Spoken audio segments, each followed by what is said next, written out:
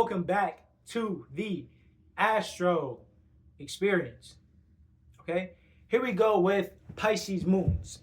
Now,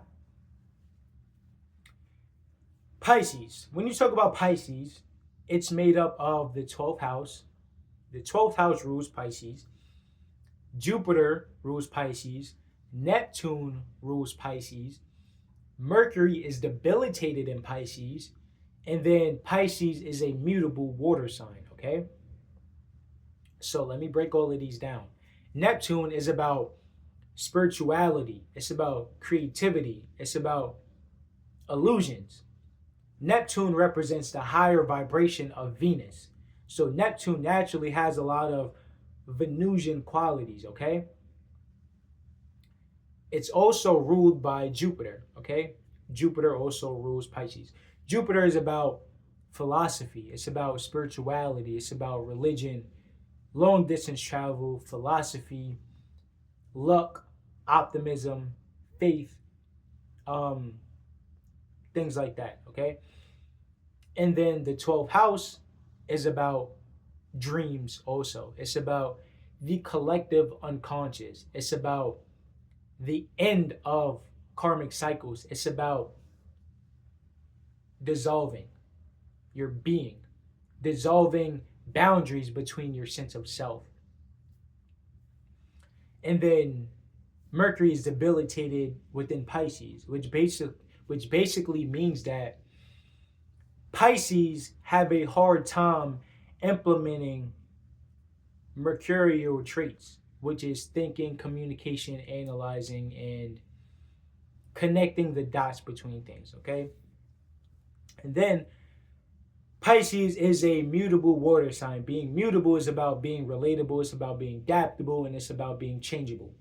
Water is about fluidity. It's about emotions. It's about your subconscious. It's about feeling. It's about connecting to others, okay?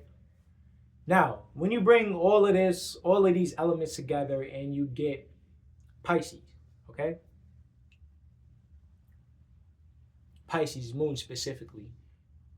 Your moon is about your internal state, what makes you feel comfortable. It's about your emotions and your internal workings, okay?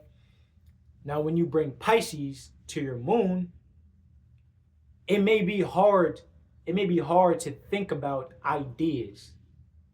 It may be hard to connect the dots between ideas and memories, okay? So a lot of times, these people may have bad memories because their memories don't pop up in a timeline order. They don't think event, and they don't connect the dots between ideas like that, okay? I'm gonna tell you why. They look at everything as emotion.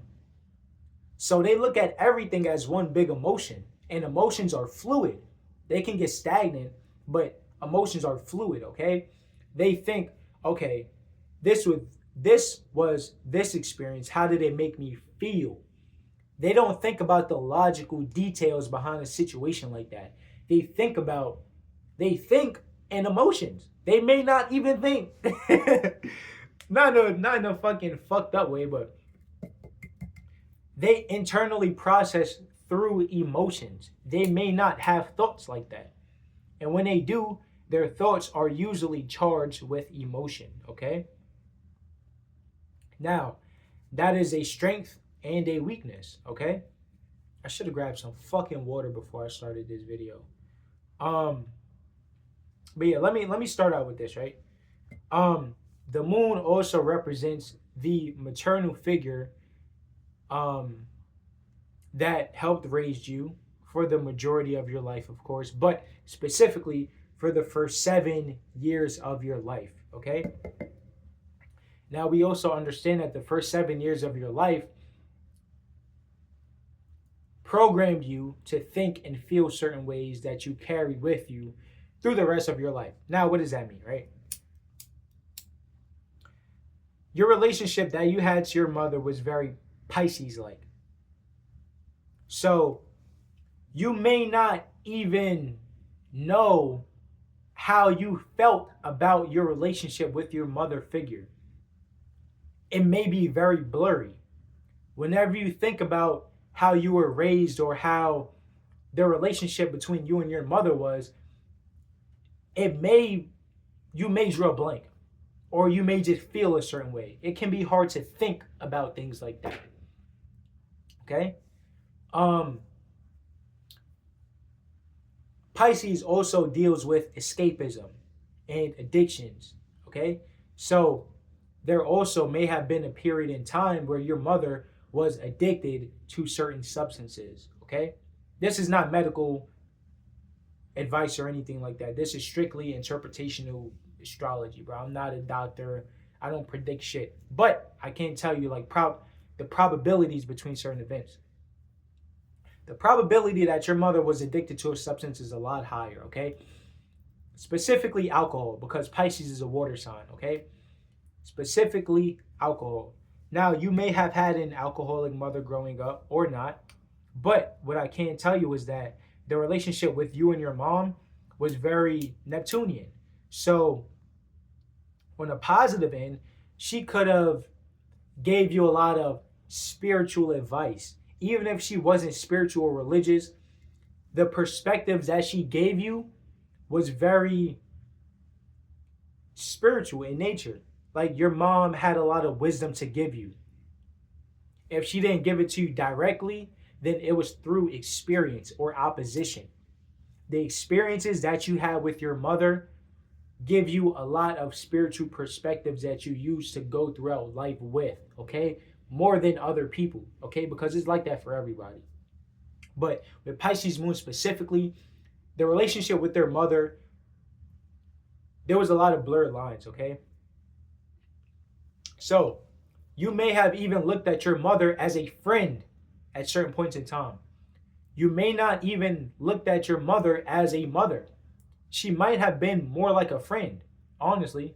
Depending on the rest of your chart, you may have had to been your own parent at that point, truly, okay? So, addiction and escapism is usually a large theme in these people's early lives, okay?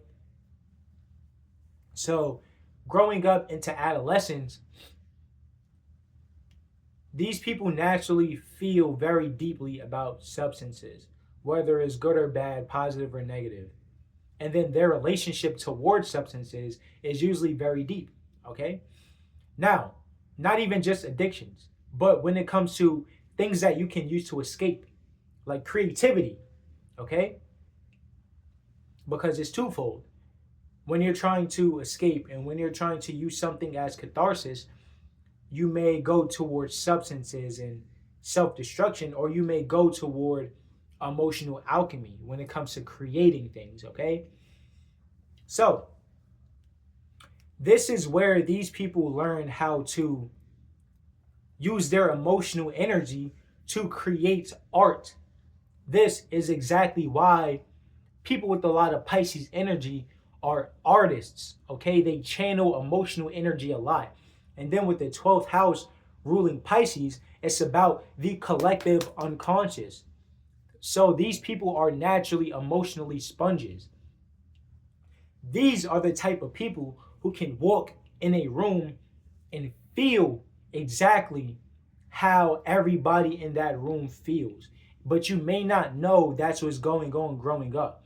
So a lot of times you may just absorb everything from your environment and then you become a reflection to that, okay? So emotional boundaries is a very big theme for these people growing up, or the lack thereof, okay? Whenever these people go through deeper negative emotional experiences, they may fault themselves for that experience because they feel like maybe if I was different, this wouldn't have happened. Or maybe I caused it because of this. Because they reflect their environment. So they feel, however's going on outside of them, they feel like they're the cause of that. Or they feel like they have to contribute to that, okay? So if they feel like if their environment is more harmonious and everybody's happy, they want to keep that going. they want to reflect that more. So they purposely do things to keep that energy going, okay? And if they're in a lower vibrational environment, they do the same thing. So if you grew up around fucking gangbangers and shit, these people are naturally going to absorb that lifestyle more than other people, okay? Because they're a mutable water sign. Mutable is relatable, adaptable, and changeable. Water is about emotions.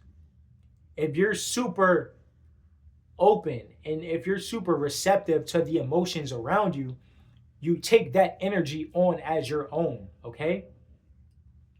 Therefore, this is why Pisces naturally reflect the environment that they're in. This is why people say that Pisces play out or can play out at every other zodiac sign, because they can. Facts. A Pisces energy is all about the culmination of the zodiac, okay? So they embody the archetype of every single other zodiac sign, okay? So a Pisces can have identity issues growing up, okay? Because they may feel like, if I can be anybody, then who am I really? So it can be hard for these people to distinguish themselves from their environments growing up, okay? So having a creative outlet is very important for these people. But let's just speak a little bit more lighter and positively. These people are great at therapy because they know how to reflect somebody's emotions back to them. Okay? Especially with a Pisces moon, these people are extremely psychic, extremely, and hyper intuitive also. Hyper intuitive, very psychic, can read people like a book, bro. I'm telling you. If you really understand how to harness this energy, these people are some of the top channelers, okay? Can channel information like no other, okay? But moving on from childhood and into adolescence, growing up, these people often learn how to actually have more emotional boundaries, and that will be their superpower, okay? Because Pisces moons know how to harness emotional energy better than anybody, and really directing your emotions in an optimal way is the best way to deal with this placement, okay? So Pisces moons, you are like fucking superheroes of the zodiac sign, bro. I promise you. This is a very powerful placement, but it can also be very difficult to grow up with because it can blur the lines between a lot of events in your life, okay? But these people are naturally smart also. These people are naturally wise. These people are also your gurus, your philosophers. These people know how to go. I'm trying to light my sage. This shit not lighting. These people know how to go with the flow. They can be very childlike. They can be very fluid within their identity. Fucking lighter, bro. These people can be very fluid. So one day they may be one person, and then the next day they may wake up feeling completely different, and they may claim that as an identity. And that is an absolute superpower, because if it's one thing a Pisces moon knows how to not do is be stagnant. These people are never stagnant emotionally. Now, whenever they experience emotional trauma, they can kind of dissociate, and it can cause them to float away from their core identity, which is not the best thing. But even movement is better than stagnancy, bro. Slow motion is better than no motion. You feel me? So it's like, bro. But I would say be wary of that, Pisces moons. Really lock in on who do you want to be in this life. Okay? Really sit down with yourself, because you can truly be anybody and do anything that you want to, especially if you have a lot of fire and air energy. Okay? So really sitting with yourself and saying, Who do I truly want to be within this lifetime? And really sit with that. Okay? That will serve you best. Now, this video is going on 15 minutes, bro. I'm not gonna make this shit too long because this is only part one. I plan on making 2 parts and maybe even 3 parts as I learn more and evolve more. You feel me? Be a Pisces energy in general is very healing, very spiritual, very your dreams. I forgot to mention that. Your dreams are also very important. These people often have very prophetic dreams. Pay attention to all of your dreams and your visions also. These people get visions, downloads, things like that, bro. Very important. So, without further ado, I'll catch y'all next video, bro. If you related to anything in this video, most definitely drop it down in the comments. If you want to work with me one-on-one, hit the link in my bio, bro. I offer so much astrological services. It is crazy. Check out the Elemental Path series. I teach you how to invoke the spirit of every single element and allow them to work with you on a day-to-day basis throughout your life, okay? The book of fire, earth, air, water, and even ether, okay? And if you get a collection, it will be absolutely cheaper. So that is the best thing to do. Feel me? Aside from all of that, any other videos y'all want me to make, drop them in the comments, bro. The Patreon is most definitely coming back very soon. And by the time I upload this, bro, it honestly might already be up. So just check my bio and see everything I offer, bro. You do not want to miss out on everything. You do not want to miss out on anything, bro. But without further ado, I'll catch y'all next video.